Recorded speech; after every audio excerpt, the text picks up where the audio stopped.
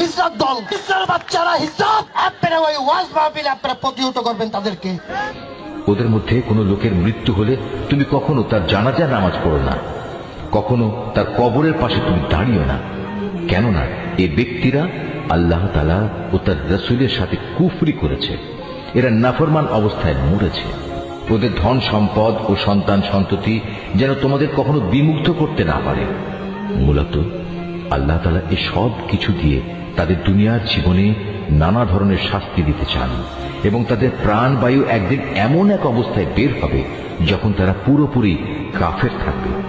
যখনই এমন ধরনের কোন সূরা নাজিল হয় যাতে বলা হয় তোমরা আল্লাহর উপর ঈমান আনো এবং তার রাসূলের সাথে মিলে কাফেরদের বিরুদ্ধে জিহাদ করো, তখনই তাদের বিত্তশালী ব্যক্তিরা তোমার কাছে এসে যুদ্ধে না যাওয়ার জন্য অব্যাহতি চায় এবং তারা বলে, হে নবী, আমাদের রেহাই দাও, যারা ঘরে বসে আছে তাদের সাথে আমাদেরও বসে থাকতে দাও।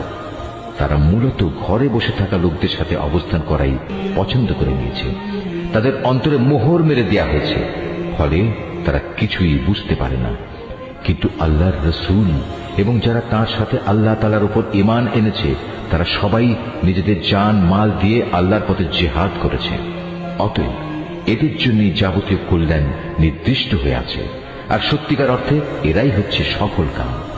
এর বিনিময়ে আল্লাহ তাআলা এদের জন্য এমন এক সুরম্য জান্নাত প্রস্তুত করে রেখেছেন যার পাদদেশে ঝর্ণাধারা প্রবাহমান, সেখানে তারা চিরকাল থাকবে। বস্তুত এ হচ্ছে সর্বোত্তম সাফল্য।